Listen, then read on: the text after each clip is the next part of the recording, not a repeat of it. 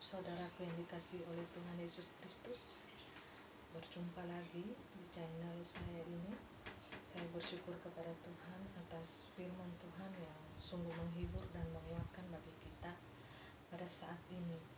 Bapak Ibu saudaraku yang dikasihi Tuhan, firman Tuhan yang terambil dalam kitab Matius pasalnya yang ke-11 ayatnya yang ke-25 sampai ayatnya yang ke-30.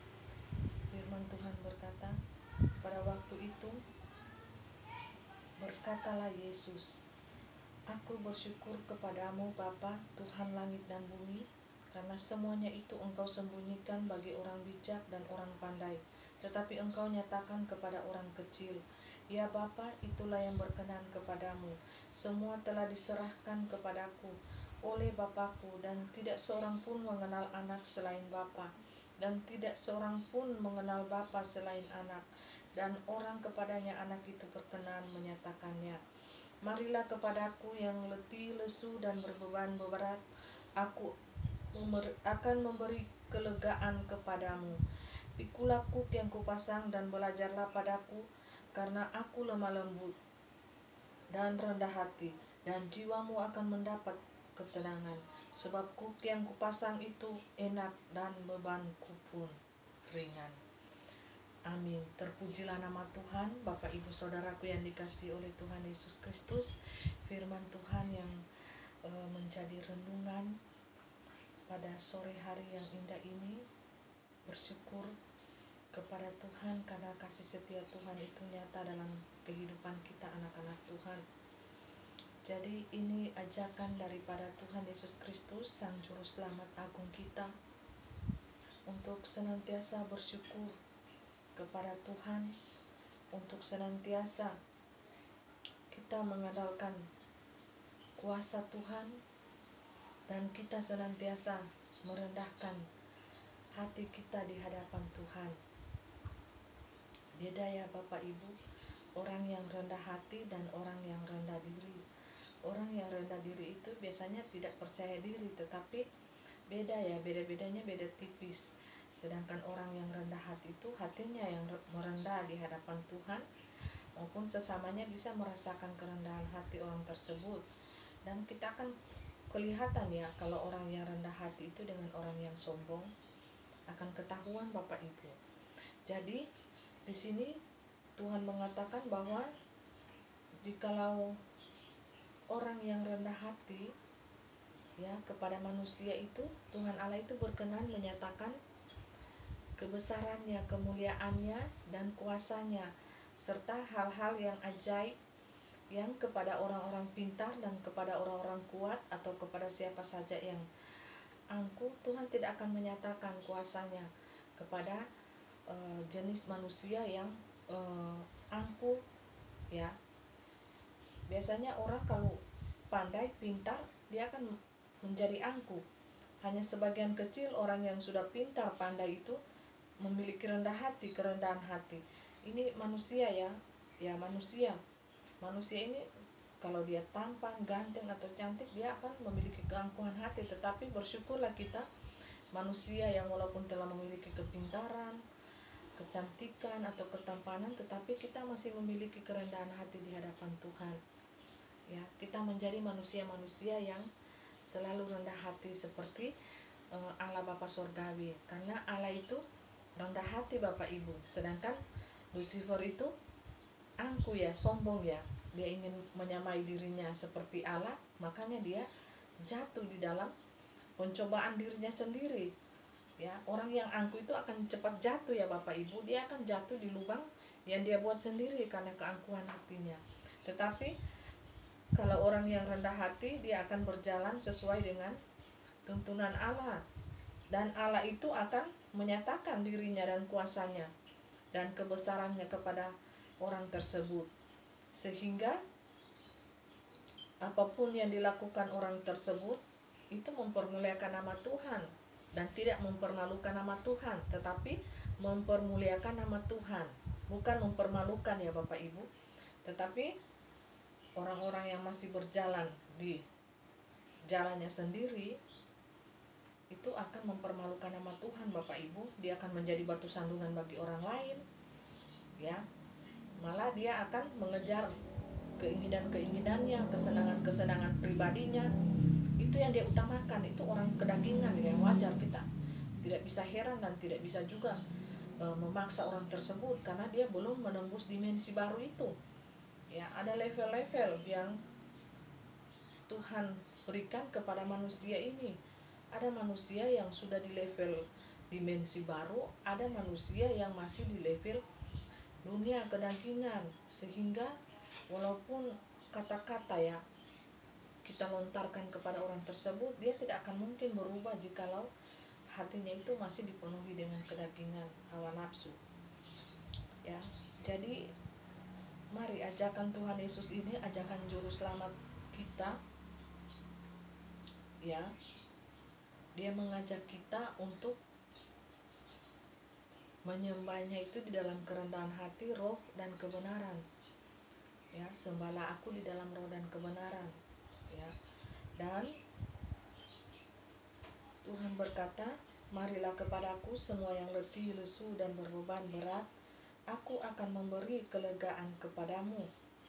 Ya, ini firman Tuhan Bapak Ibu. Firman Tuhan tidak ada kebohongan, tidak ada kepalsuan, dan Tuhan itu tidak akan lupa dengan apapun yang dia perkatakan. Ya, beda seperti manusia. Kalau manusia sering lupa, tetapi Tuhan itu tidak akan pernah lupa apa yang dia perkatakan. Dia selalu mengingat akan janji setianya, karena dia Allah yang maha pengasih, Allah yang maha pencinta bagi umat ciptaannya. Jadi Tuhan bilang, marilah, dia memanggil kita manusia ini yang lemah, yang letih, lesu dan berbeban berat, marilah kepadaku. Ya. Dan Tuhan itu akan memberikan kelegaan. Kelegaan itu yaitu berupa roh penghiburan, sukacita, kekuatan baru, semangat yang baru. Ya. Bulu yang terkulai tidak akan dibiarkannya. Ya. Jadi semangat yang patah, Tuhan tidak akan membiarkan manusia yang telah dalam keadaan lemah, dalam keadaan putus asa, dalam keadaan lesu dan berbeban berat. Tuhan memanggil, mari manusia, mari kepadaku, aku akan memberikan kelegaan kepadamu, aku akan memberikan engkau jalan keluar, solusi yang terbaik, aku akan membukakan pintu bagimu. Ya, pintu yang masih tertutup, Tuhan akan membukakan jalan yang baru bagi kita. Jikalau manusia menutup pintu yang satu, maka Tuhan akan membuka 1000 pintu baru bagi kita Bapak Ibu. Jadi Tuhan mengatakan bahwa dalam firman-Nya, mari kepadaku semua yang letih, lesu dan berbeban berat, aku akan memberikan kelegaan kepadamu. Jadi Bapak Ibu Saudaraku yang dikasihi Tuhan, kita jangan lari kepada hal-hal duniawi ya, lari kepada obat-obatan, lari kepada seks bebas, lari ke diskotik, lari ke hal-hal yang negatif. Bapak Ibu, orang dunia sekarang ini ya, banyak yang tertekan jiwanya, stres ya, menghadapi virus corona ini, menghadapi bencana alam. Dia tidak mencari Allah, tetapi dia mencari hal-hal yang duniawi yang menyenangkan hatinya, yaitu melalui obat-obatan, narkoba, apapun itu membuat orang fly, membuat orang merasakan sukacita, kesenangan, tetapi hanya sebatas waktu obat itu berfungsi ya Bapak Ibu. Tetapi sukacita dan kesenangan daripada Tuhan itu permanen Bapak Ibu, selama-lamanya. Tuhan akan menguatkan hati kita, Tuhan akan menghibur hati kita, dan Tuhan akan memberikan jalan keluar yang terbaik bagi kita. Tuhan akan memberikan kelegaan di hati kita, sehingga apa? Wajah kita ini akan berseri-seri walaupun dalam keadaan dunia yang tertekan, dalam keadaan yang menderita, dalam keadaan dunia yang serba pas-pasan, tetapi orang melihat wajah kita, face itu berseri-seri, bersukacita. Karena apa? Ada roh kebenaran, roh kudus, roh Allah itu berdiam di dalam hati kita Bapak Ibu Saudaraku yang dikasihi Tuhan. Jadi kita harus mengejar itu, mengejar kerajaan Allah. Yang utama kita harus mengejar kerajaan Allah itu dulu, maka semua akan ditambahkan kepadamu. Ya, jangan dulu kita mengejar duniawi. Ada orang terbalik, mengejar duniawi dulu, baru mengejar kerajaan Allah. Ya, kita tidak tahu waktu hidup kita ini. Ya, hanya singkat sekali manusia ini. Ya, syukur-syukur mencapai umur 70 tahun. Ya, kalau umur 50, 40, 30 Tuhan panggil atau masih anak-anak, kita tidak tahu. Itu rahasia ilahi Bapak Ibu. Jadi Bapak Ibu saudaraku yang dikasihi Tuhan, jikalau hati kita, jiwa kita dalam keadaan tertekan, dalam keadaan letih, lesu dan berbeban berat, mari datanglah kepada Allah, datanglah di kaki Tuhan yang Maha Kudus itu, sehingga Allah itu akan memberikan jalan keluar bagi kita, memberikan apa? Roh penghiburan bagi kita, memberikan kelegaan bagi kita, sehingga kita itu merasakan damai, sukacita, bahagia yang berasal daripada Tuhan sendiri dan bukan berasal daripada dunia ini Bapak Ibu. Jadi kita sekalian manusia, jangan kita mencari jalan pintas untuk kesenangan hati kita, kesenangan jiwa kita, roh kita, tetapi mari kita cari kesenangan itu di dalam firman Tuhan. Kita bersekutu terus dengan Tuhan, kita mencari wajah Allah itu, kita mencari hati Allah itu, sehingga apa? Kita berkenan di mata Tuhan, kita dibenarkan oleh Tuhan, kita menjadi orang-orang yang benar Bapak Ibu, ya, yang saleh di hadapan Tuhan, bukan di hadapan manusia. Jadi Bapak Ibu saudaraku yang dikasihi Tuhan, jadi kita harus menjadi manusia yang menyadari bahwa kuasa Allah itu sampai pada saat ini ada dan nyata. Roh Allah itu sampai pada saat ini masih berbicara, karena Dia adalah Allah yang hidup, Allah yang berkuasa, ya, Allah yang nyata Bapak Ibu, jika kita mempercayai hal itu.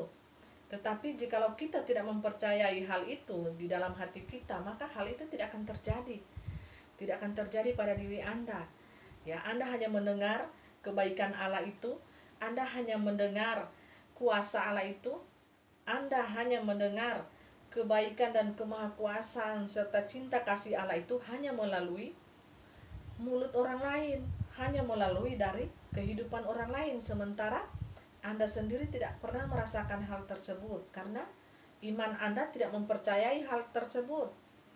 Ya, bahaya Bapak Ibu jikalau iman kita patok hanya sebatas dunia nyata ini, apa yang kelihatan. Ya, jika kita renungkan bersama-sama bahwa manusia memang dunia nyata suka hal-hal yang real, yang nyata Bapak Ibu, yang bisa dilihat, yang bisa dipegang, yang nyata, yang betul-betul ada di depan mata mereka. Ya, seperti pembangunan bait Allah yang ketiga ini yang akan dibangun ya oleh bangsa Israel pada saat ini. Bapak Ibu saudaraku yang dikasihi Tuhan, itulah sebagai tanda akan kedatangan Tuhan Yesus Kristus Isa anak Maryam itu ke dalam tengah-tengah dunia ini, ya. Dan itu merupakan bait Allah yang ketiga, itu adalah bait Allah yang nyata. Tetapi apakah Allah berkenan atas pembangunan bait Allah itu yang rumit, yang susah menurut jangkauan manusia? Ya, harus ada lembu merah, ya, harus ada siput merah, ada persyaratan-persyaratan khusus yang istimewa yang manusia nyata itu patok untuk pembangunan bait Allah tersebut. Ya, mungkin tiang-tiangnya didirikan dari emas, ya, mereka mengumpulkan segala sesuatu yang terbaik dari muka bumi ini untuk mendirikan bait Allah, dan mereka mengharapkan bahwa Allah lah yang akan duduk di dalam bait Allah yang ketiga itu. Tetapi apa yang akan terjadi Bapak Ibu? Allah tidak menghendaki segala sesuatu yang dibentuk oleh manusia, baik itu berupa patung, baik itu berupa bait Allah, ya.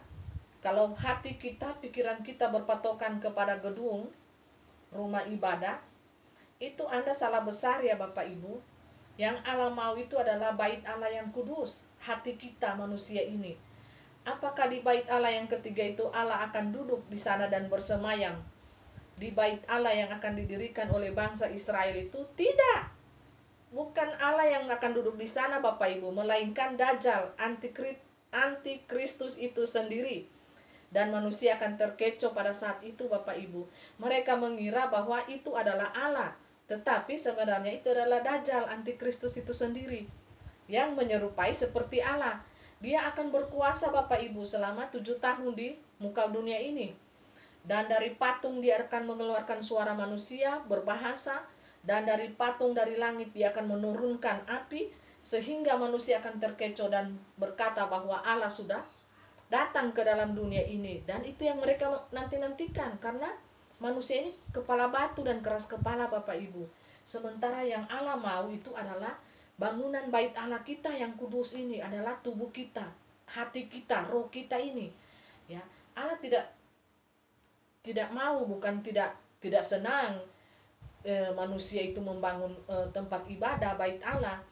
Allah senang, tetapi kalau patokan manusia itu ya secara dunia nyata ini ya Bapak Ibu, patokan manusia dunia nyata itu mereka seakan-akan menyembah gedung ibadah itu, menyembah ya, artinya hatinya itu terpaut kepada gedung tersebut ya. Mereka melakukan seakan-akan itu yang terbaik yang mereka berikan kepada Tuhan. Itu tidak salah, tetapi yang Allah mau adalah bangunan yang permanen, yaitu bangunan roh kita, manusia roh kita ini ya, supaya bercahaya di hadapan Tuhan. Hati kita ini loh yang harus diproses Tuhan supaya tidak menjadi jahat. Hati kita ini tidak menjadi licik, tidak menjadi munafik, tetapi hati kita ini bersih, bersinar di hadapan Tuhan ya. Dengan cara setiap hari kita harus mengadakan pembersihan dengan apapun yang kita lakukan, dosa, menyimpan akar pahit, menyimpan kesalahan orang lain ya, setitik apapun kesalahan, walaupun kita di pihak benar ya Bapak Ibu. Ini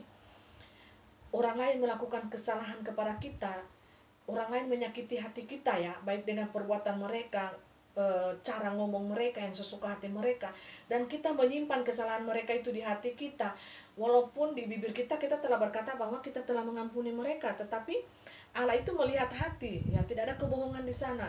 Kalau Dia melihat hati dan Dia menemukan titik di sana, titik hitam dosa ya, seperti sampah di hati itu, maka kita harus membereskan cepat agar supaya kita tidak membuka celah untuk iblis, untuk setan, untuk masuk di dalam hati kita, dan setan itu akan bertahta di dalam hati kita, sehingga kita menjadi manusia yang jahat, manusia yang angkuh, manusia yang sombong, dan manusia yang seenaknya saja berkata-kata kepada orang lain ya. Bapak Ibu Saudaraku yang dikasihi Tuhan, jikalau iblis itu bertata di hati kita, berbahaya sekali ya. Maka yang akan keluar, kita itu selalu menjadi batu sandungan bagi orang lain. Kita akan menyakiti terus hati orang lain, baik itu tanpa kita sengaja atau kita sengaja ya buat ya. Tetapi kalau di depan orang banyak, kita seakan-akan seperti malaikat. Tetapi kalau kita hanya berdua, hanya sedikit orang yang lihat atau tidak ada orang yang lihat, kita membuat orang lain itu sesuka hati kita tanpa menghiraukan perasaannya. Dan kita tidak akan mampu dibuat oleh orang lain seperti itu.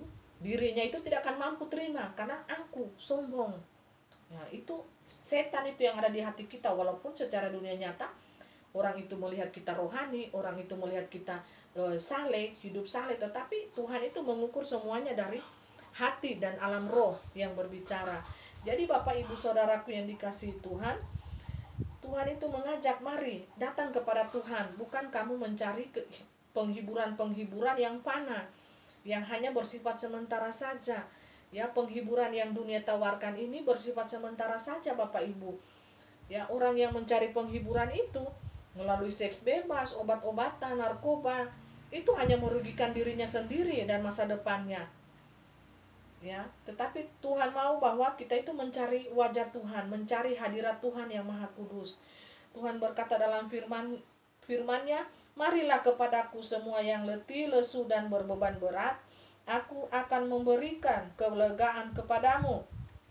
Dan pikulah kuk yang kupasang, dan belajarlah kepadaku, karena aku lemah lembut dan rendah hati, dan jiwamu akan mendapat ketenangan. Sebab kuk yang kupasang itu enak dan bebanku pun ringan. Jadi Bapak Ibu Saudaraku yang dikasihi Tuhan, sifat daripada Allah ini adalah lemah lembut dan rendah hati. Ya, jikalau kita mau disebut anak-anak Allah, kita pasti akan mewarisi sifat-sifat daripada Allah ini, yaitu lemah lembut dan rendah hati Bapak Ibu. Ya. Jadi kalau anak-anak Tuhan yang memiliki sifat arogan, suka berkelahi, suka bertengkar, mengeluarkan kata-kata yang kasar dari mulutnya, mencaci maki orang, menghina orang, itu tandanya anak-anak siapa Bapak Ibu? Bukankah dia menandakan dia anak-anaknya Lucifer, iblis? Dan di mulutnya dia berkata bahwa dia adalah anak-anak Allah. Dia menjadikan dirinya seorang pendusta dan pembohong di antara sesama manusia dan di hadapan Allah. Bapak Ibu Saudaraku yang dikasihi Tuhan, mari kita kenali di antara kita ini. Apakah dia tergolong anak-anak Allah yang permanen ataukah yang palsu? Atau dia tergolong anak-anaknya Lucifer, setan? Ya, kita bisa membedakan sifat-sifat mereka dari buah-buah yang mereka keluarkan di dalam kehidupan ini. Apakah buah-buah yang dikeluarkan itu adalah kebaikan, kelemah lembutan, kesabaran, rendah hati, kerendahan hati ya Bapak Ibu? Ataukah buah-buah yang dikeluarkan dalam kehidupannya itu adalah kebencian, amarah, ya, kenajisan? Itu adalah buah-buah daripada setan Bapak Ibu. Sementara sifat-sifat Allah itu adalah buah-buah yang baik, yang maha kudus, ya.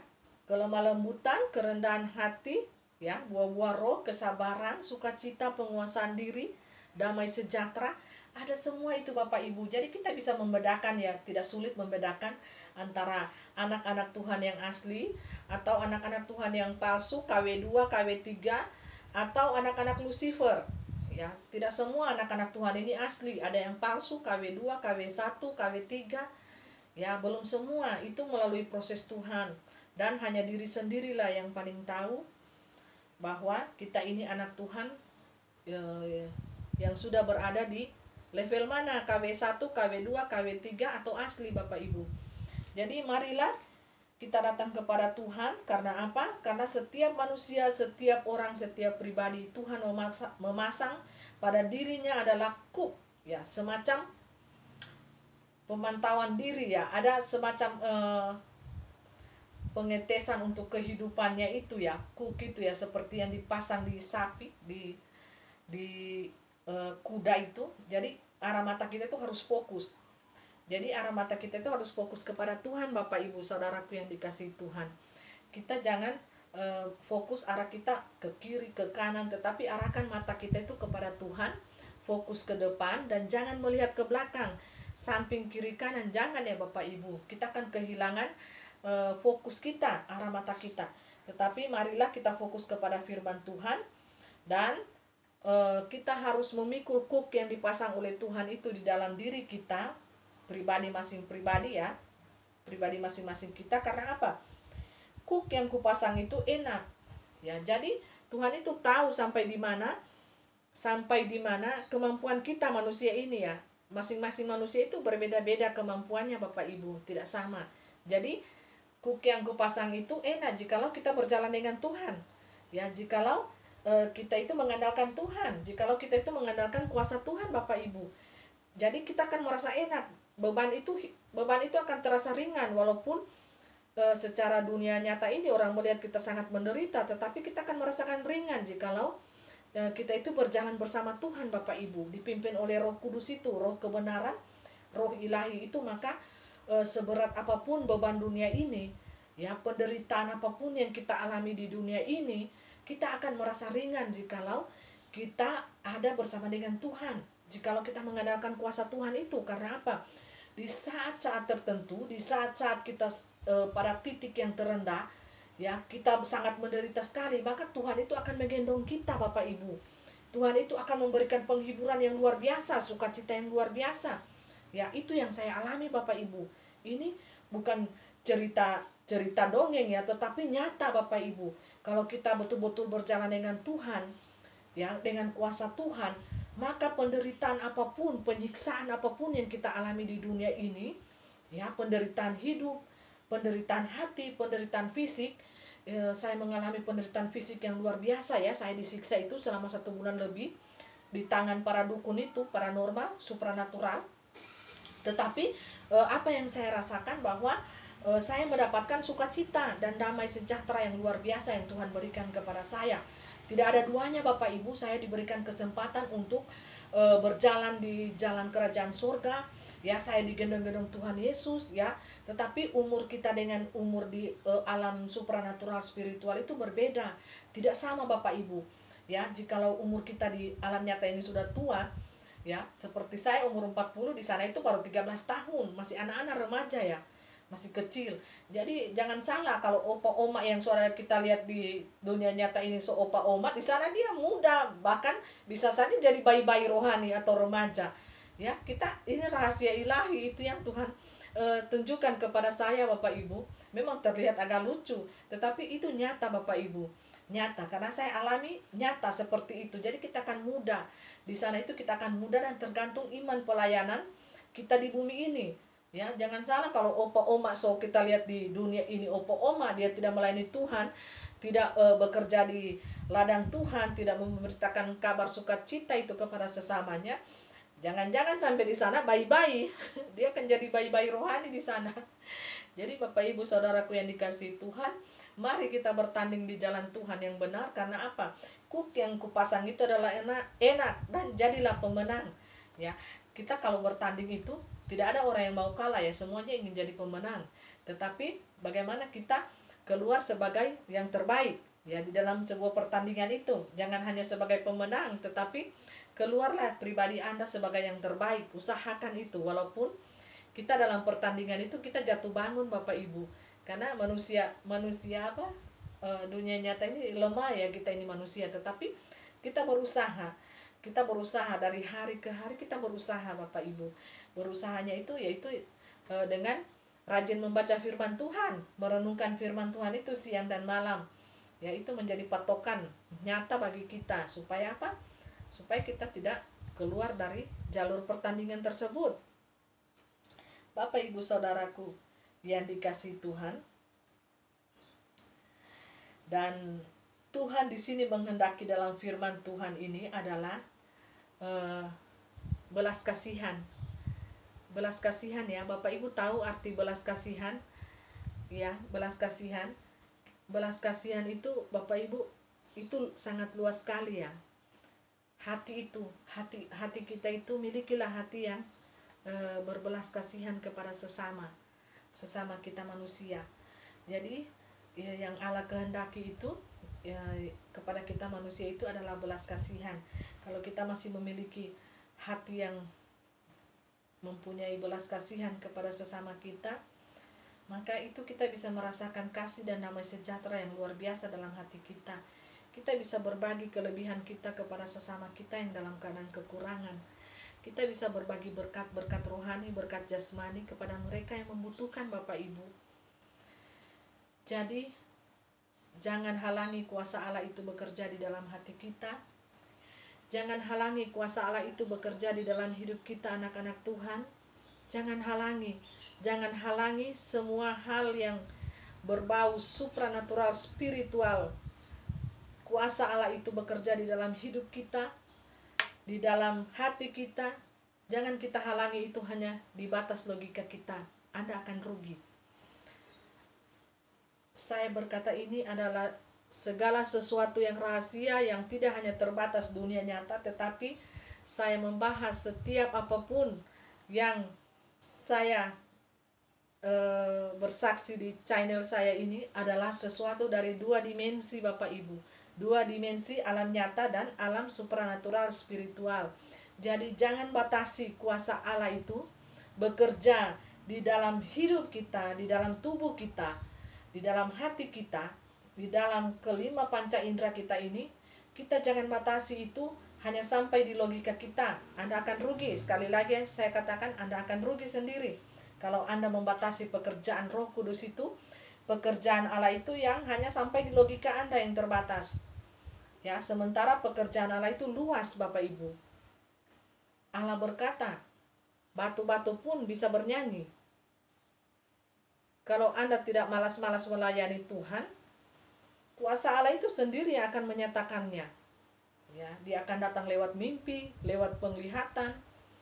Ya, Anda malas mengadakan penginjilan kepada sesamamu, Allah sendiri yang akan turun lewat mimpi kepada setiap manusia yang dikehendakinya. Agar supaya apa? Jalan yang lurus, jalan yang kebenaran itu, jalan yang istimewa itu, jalan yang penuh dengan emas itu ya, jalan yang penuh kemuliaan itu, kekudusan Allah itu, semua harus manusia tahu. harus manusia tahu.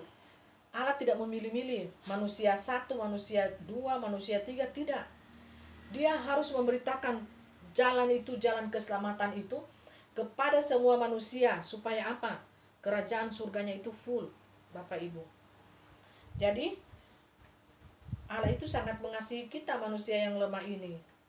Tetapi yang membuat Allah murka itu adalah kelakuan kita, tingkah laku kita manusia juga. Itu membuat hati Allah itu sakit dan dia akan murka ya kalau melihat tidak ada pertobatan di antara manusia ini dan sengaja-sengaja melakukan dosa setiap saat. Sengaja-sengaja ya Bapak Ibu. Biasanya manusia ini sudah tahu hukum-hukum Tuhan, sudah tahu hukum-hukum kebenaran itu, tetapi dia sengaja buat. Ada ya manusia, sejenis manusia seperti begini. Dia sengaja dengan sengaja menyakiti hati Tuhan. Tetapi apa akibatnya nanti? Bahwa Allah akan memurkai kota tersebut dan Allah menimpakan berbagai malapetaka bencana dalam kota tersebut ya. Jikalau dia tidak menemukan orang benar di dalam kota itu. Jadi kita harus mengerti bahwa sifat Allah ini belas kasihan, murah hati, ya, kudus. Allah itu mencintai, menyukai hal-hal yang kudus, hal-hal yang benar, ya. Allah tidak mau ya manusia ini menyakiti hatinya, itu yang dia mau. Sehingga apa? Allah ini telah menciptakan dunia ini yang penuh dengan keindahan, ada bunga-bunga, ya, ada pohon-pohon buah, semuanya dia ciptakan untuk manusia supaya manusia itu senang hidup di dalamnya. Dengan tujuan apa manusia? Allah mau itu manusia ingin mempermuliakan namanya, menyembah Allah dan bukan menyembah patung-patung Allah-Allah lain, menyembah pohon-pohon, menyembah apapun yang berbau mistik, yang berbau syirik. Ya, Allah tidak suka ya manusia itu menyembah, cari uang, cari segala apa yang dia inginkan dengan hal-hal mistik, ya, menyembah kepada setan. Murka ya, Allah itu cemburu ya kalau anak-anak manusia ini menyembah kepada hal-hal tersebut. Sehingga apa? Kota-kota itu akan ditunggang-balingkan oleh Allah itu melalui air, gempa, badai, api, ya, tsunami, segala sesuatu yang berbau merusak bumi itu ya, dengan virus. Allah itu sangat membenci ya dosa kita ini manusia ya, dosa kenajisan ini juga ya, LGBT ya, LGBT, lesbian, apa sesama jenis itu ya, dosa-dosa perselingkuhan, perbugelan, anak-anak muda seks bebas. Mari tinggalkan semua itu Bapak Ibu, karena itu sangat menyakiti hati Allah. Kita tinggalkan itu, kita bertobat sungguh-sungguh ya dari manusia lama kita menjadi manusia yang baru. Tidak ada manusia yang sempurna di muka bumi ini. Sekalian walaupun sekali lagi levelnya itu level nabi ya, namanya kita manusia ini banyak hal yang membuat kita ini jatuh. Tetapi marilah kita renungkan firman Tuhan ini dengan baik-baik ya, kita berusaha untuk kita itu menyenangkan hati Allah. Mari tinggalkan dosa-dosa kita yang lama, manusia lama kita yang menyakiti hati Tuhan. Mari kita sembah Allah yang kudus, yang benar itu, dan mari kita lakukan hal-hal yang menyenangkan hati Bapa itu. Mari sekarang, belum terlambat, waktu kita belum terlambat untuk memperbaiki segala sesuatu Bapak Ibu. Jadi anak-anak Tuhan, saudaraku yang dikasihi Tuhan, mari tinggalkan segala dosa, percabulan, kenajisan itu yang pernah kita lakukan. Kita tinggalkan, kita mengaku di hadapan Tuhan sungguh-sungguh ya, bahwa kita ini manusia berdosa, perlu adanya campur tangan Tuhan untuk menguduskan, menyucikan hidup kita ya. Jangan berlama-lama Anda berdiam dalam dosa, karena dosa itu memabukkan dan dosa itu membuat kita ketagihan untuk melakukannya. Mari kita tanggalkan itu semuanya. Kita tanggalkan topeng-topeng kemunafikan kita tanggalkan Bapak Ibu. Jangan kita senang gemar melakukan dosa, melakukan pemberontakan di hadapan Tuhan. Mari selagi ada waktu Bapak Ibu, anak-anak Tuhan yang dikasihi Tuhan, kita ambil sikap hati, kita ambil sikap hidup yang benar di hadapan Tuhan. Kita jadikan tubuh kita ini adalah bait Allah yang kudus. Kita menyembah Allah itu di dalam roh dan kebenaran. Mari masuk dunia dimensi baru itu, yaitu dimensi roh. Ya, bagaimana mungkin kita dikatakan menyembah Allah di dalam roh dan kebenaran sementara kita belum tembus dunia roh itu. Kita masih ada berpatok di dunia nyata ini dengan memakai kacamata kita dan memakai logika kita. Itu tidak mungkin Bapak Ibu, mustahil. Jadi orang yang menyembah di dalam roh dan kebenaran itu orang-orang yang telah lahir baru, dilahirkan kembali oleh roh.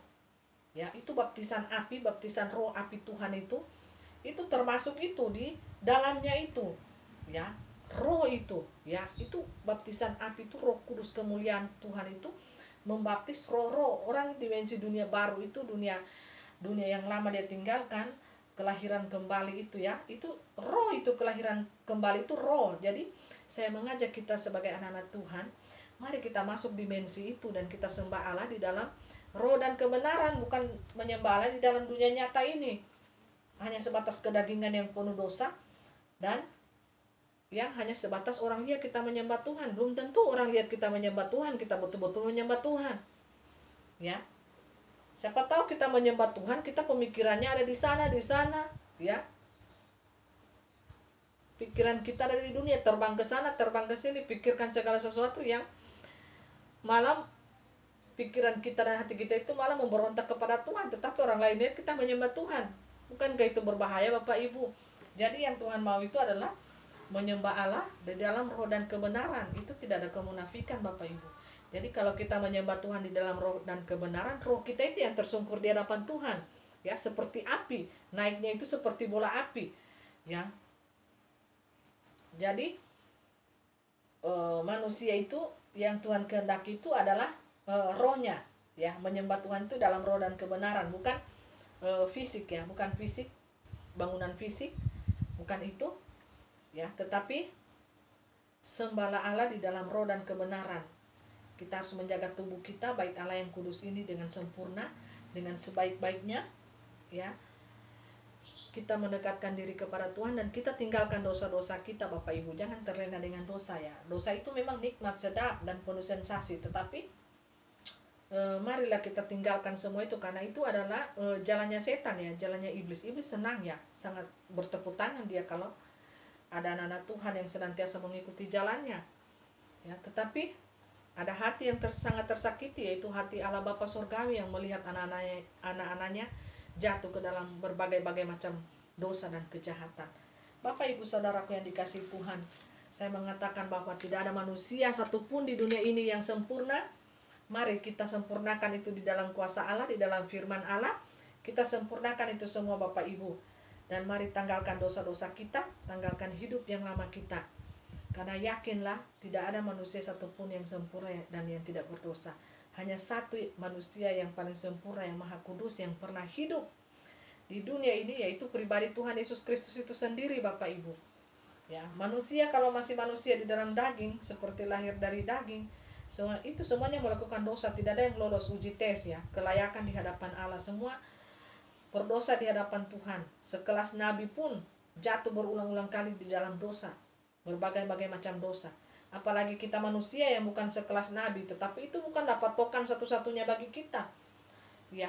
Walaupun kita tidak sekelas nabi, hanya manusia biasa, ya, tapi marilah kita bertarung nyata, ya, bertarung real di hadapan Allah di jalan pertandingan iman itu. Walaupun kita bukan sekelas nabi, tetapi marilah memiliki iman sekelas nabi. Marilah memiliki iman dan roh hikmat yang Tuhan berikan, fasilitas yang Tuhan berikan, yaitu yang sudah terdapat dalam firman Tuhan itu. Mari kita pergunakan fasilitas Allah itu, jangan sia-siakan, Bapak Ibu. Kita pergunakan, ambil satu-satu untuk perlengkapan roh kita, untuk perlengkapan manusia rohani kita, manusia roh kita, ya, manusia batinnya kita yang tidak kelihatan karena roh, ya. Mari kita ambil itu satu-satu, perlengkapan senjata Allah itu, dan kita pergunakan untuk diri kita sendiri. Maka kita akan menjadi prajurit Kristus yang tangguh, prajurit Kristus yang berdiri teguh di dalam keadaan apapun. Gesekan dunia, penghinaan dunia, apapun yang saling tabrakan, kita semakin kuat, Bapak Ibu, ya. Walaupun air mata bertetesan, jatuh bangun rob secara manusia, ya, ini namanya kedagingan ini lemah, tetapi roh kita itu semakin kuat bercahaya di hadapan Tuhan. Mari kita sekalian, saya ajak untuk masuk di dimensi lain ini, dimensi roh. Kita tidak akan rugi, Bapak Ibu. Kita akan semakin dekat dengan Tuhan, dan kita akan bersukacita, bergembira, dan berbahagia di dalam kuasa Tuhan itu, ya. Malah banyak bonus, banyak berkat-berkat yang akan kita terima yang orang lain belum tentu rasakan semua hal seperti itu. Hanya orang-orang yang telah masuk di dunia dimensi baru itu bisa merasakan hal-hal rahasia yang Tuhan singkapkan, yang Tuhan bukakan bagi hambanya, anak-anak Tuhan yang benar-benar dikasihinya, yang hidupnya berkenan di hadapan Tuhan. Ya, hidup yang benar di hadapan Tuhan, bukan di hadapan manusia. Hidup yang baik bukan, belum tentu benar.